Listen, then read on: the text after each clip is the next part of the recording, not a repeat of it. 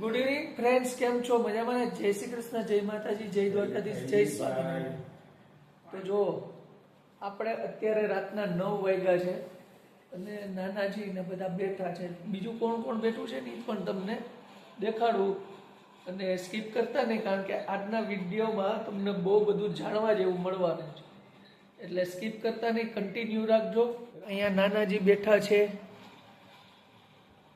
અહીંયા તો પોરવવાનું કામ ચાલુ જ છે હજી રાત્રે 9 વાગે, બરાબર. આ પ્રકાશભાઈ જુઓ, આ પ્રકાશભાઈ, નરેશભાઈ આવ્યા છે. શું છે, શું હાલે? અરે જોરદાર. આ બાપા કેમ કેમ બનાવ્યા આટલી ખબર પડે પછી હું લગાવવાનું ચાલુ. દાદા બેઠા છે અને ભાભી બેઠા છે. હવે કયો શું કરવાનું છે? આ ઓલું ગોઠણના દુખાવા બધાને બહુ થાય ને, હલાતું નથી ને, બહુ ગોઠણ દુખે ને, હા, એનું તેલ બનાવવું છે. એટલે આજે તમે વિડીયોમાં તેલ કઈ રીતે બનાવવું ઈ લેવાનું છે. અને ગોઠણના દુખાવા ને બીજા હાંધાના દુખાવા, કમરનો દુખાવો હોય, કોઈ પણ દુખાવો હોય શરીરનો, એમાં ઈ કામમાં આવે. આ બધી ઔષધિ આજે આપણે આજના વિડીયોમાં પાછા લઈએ છીએ કે કઈ રીતે જેને સાંધાનો દુખાવો, ગોઠણનો દુખાવો થતો હોય તો નાનાજી તેલ બનાવે છે, કઈ રીતે બનાવે છે, શું શું વસ્તુ જોઈએ, એ બધું આપણે આજના વિડીયોમાં લેશું. તો કન્ટિન્યુ રાખજો મિત્રો અને જોઈએ. જોશે એક આ સરસવનું તેલ, હા, પછી આ છે અજમાના ફૂલ, હિજમીતના ફૂલ અને કપૂર. કેટલા કેટલા ગ્રામ છે? અને આ છે લસણની કઢી, આકડાના પાકેલા પાન.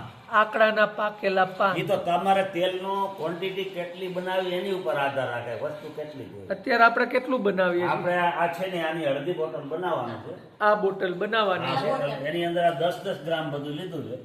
10-10 ગ્રામ બધું લેવાનું, બરાબર ને? અને આ પાકેલા આકડાના પાન, આ પાન છે, આ 2 જ પાન નાખવાના, વધારે નહીં, 2 જ પાન. 2 જ પાન. હા, એટલે તમે બનાવો એટલે આપણે જોઈએ પછી. હું કહું કેટલો જામ કરતા જાવ. આ મેડમ કરશે, અહીંયા ભાભી કરશે. પેલા એક તપેલું લઈ આવો. આટલી વસ્તુ તો તમારે રાખવાની છે. અને હવે કઈ રીતે બનાવે ને એ હવે તમારે જોવાનું છે કે ભાઈ આમાં કઈ રીતે એ બનાવે છે ને કેવી રીતે ઉપયોગ થાય છે. આમાં છે ને આ પેલા તો તેલ કયું છે? ફોર્ચ્યુનનું, સરસવનું. અચ્છા, એને અડધો શીશો તપેલામાં નાખવાનું છે.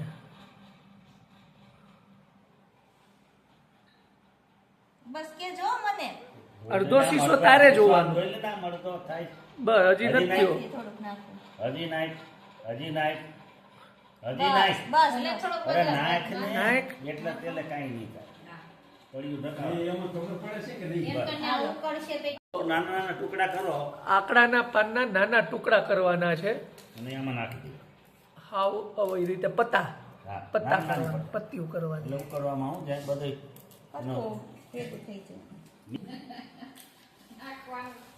પછી આ બધી વસ્તુઓ એની અંદર એડ કરવાની. આ બધી વસ્તુઓ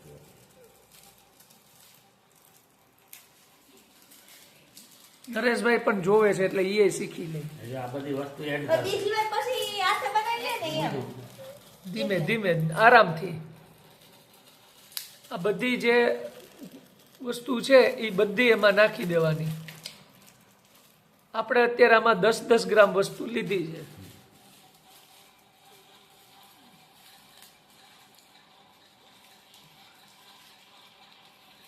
લસણની કડીઓને જરા આ પીસી નાખો, થોડી આમ છૂંદી નાખવાની. છૂંદો એટલે એનું અર્થ વહી જાય ને એમાં. તો જો અહીંયા છે ને આપણે આ લસણ છે ને પીસી નાખવાનું છે. બસ પીસી નાખવાનું છે આખા બધું એમાં નાખી દો. અને આમાં બધું નાખીને એને ધીમા તાપે પાકવા દેવાનું છે 10 મિનિટ જેવું. ઉકળી જાય બરોબર, આ ધીમા તાપે ઉકળવા દેવાનું છે. આ બધી આ જે આકડાના પાનનો એનો જે પાન કે ને પાન એમાં બેસી જાય એટલે બરોબર તેલને પકાવવાનું. હા, પકાવી પછી નીચે ઉતારી ઠંડુ થવા દેવાનું અને પછી ગાળીને બોટલ ભરી લેવાની પછી તમારે જ્યાં ગોઠણ કે કમર કે જ્યાં પણ તમને દુખાવો થતો હોય ત્યાં માલિશ કરવાનું તેલનું. થોડાક દી તમે માલિશ કરો એટલે તમારો દુખાવો ગયો. કેટલા દિવસ? કે તમારા દુખાવો મટે ત્યાં સુધી 2-5 દી, અઠવાડિયું, હા. એટલા દી તમારે કરવાનું. હું શીરો બનાવે શીરો બનાવો તો ખાવું હોય આવી જજો. જો ઈ કે શીરો બનાવે આયુર્વેદિક શીરો. આયુર્વેદિક આ મારા ગામનું જો આ ઉકળે છે ને તો બધું નાખ્યું છે ને ત્યારે સ્મેલ આવે છે વિક્સ જેવી. અને મારું ગળું બધું ખરાબ છે તો મને તો બહુ મજા આવે છે. હવે આ સુગંધ મસ્ત આવે છે. અહીંયા આપણે દેશી ઓસળ બનાવી છે અને એ શીરો હા, કે ઈ સુગંધ આવે છે. વાહ, હવે ગળામાં એવું સારું લાગે છે. હા સાચે ગળું મૂકી દે ને આ કાપી તો થાય. અને હવે તમને દેખાડું જો કેવું થઈ ગયું છે ઈ. આ બાજુ આવતા ને એ બાજુ પવન હોય.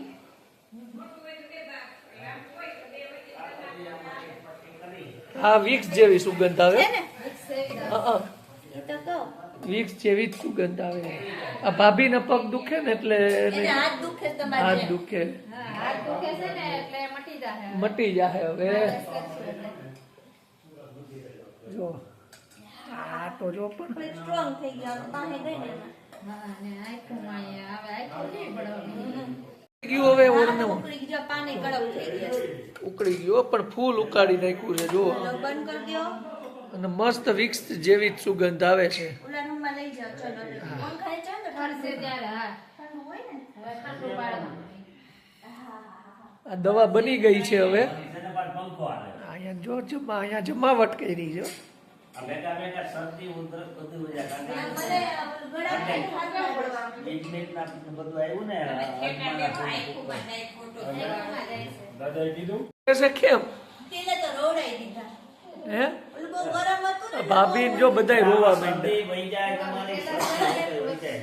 મિક્સ છે એ સુગંધ હતી તો બધું આંખને બધું બળવા માંડ્યું. હાથમાં નહીં, નાકમાં લ્યો શ્વાસ તો લીધું મેં લીધું ને મારા ગળુમાં હાથ બધું જો રોવા એને માંડ્યા તો ખુલી ગયું ને ગળું ખુલી ગયું શરદી. રોવા માંડ્યા હો પણ બધાય દુઃખ થાય છે. બધાય દુઃખ થાય છે બોલો દુઃખી થઈ ગયા બધા. પકોય રોવા માંડ્યો 20 વર્ષ પછી બોલો બધાય દુઃખ થાય. પેલા અમે છે ને તૈયાર થયું હતું ને અમે ગાળી અને આ બોટલમાં ભરી લીધું છે.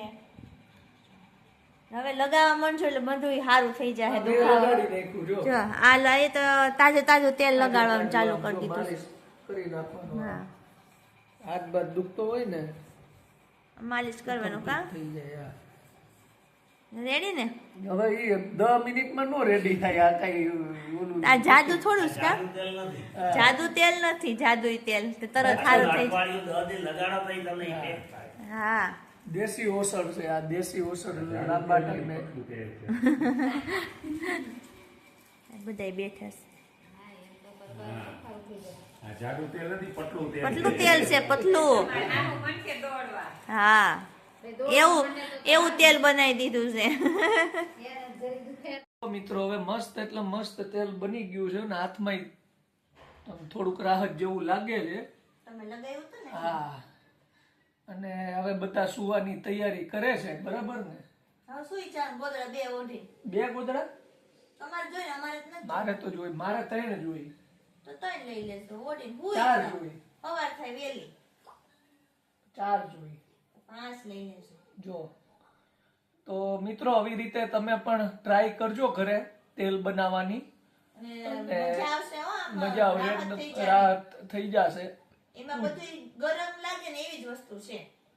અને આ તો કેવું છે કે એનો ઉકાળો આમ બાફ લ્યો ને તો ઉધરસ ને શરદી ને એવું વયું જાય. એવું કરતું હતું ને તે વિક્સ જેવી સુગંધ વિક્સ જેવી સુગંધ આવતી હતી બોલો. પણ નાનાજી નવું નવું ગોતી આવે છે રોજ અને બધાને ફાયદો થાય છે. બધાને ફાયદો થાય છે. એવું નથી કે ખાલી કેવા ખાતર કઈ નાખે વિડીયો ખાતર બનાવી નાખે એને ઈ અપનાવ્યું હોય અજમાવ્યું હોય એને ફાયદો ને થાય પછી પછી જે- જ તમને કે હા. ત્યાં સુધી ન કે. તો મિત્રો એકવાર તમે જરૂર ટ્રાય કરજો. અને ચાલો હવે આપણે આ વ્લોગ અહીંયા પૂરો કરીએ છીએ. નેક્સ્ટ વ્લોગમાં પાછા મળશું. બધાને જય શ્રી કૃષ્ણ, જય માતાજી, જય દ્વારકાધીશ, જય સ્વામિનારાયણ.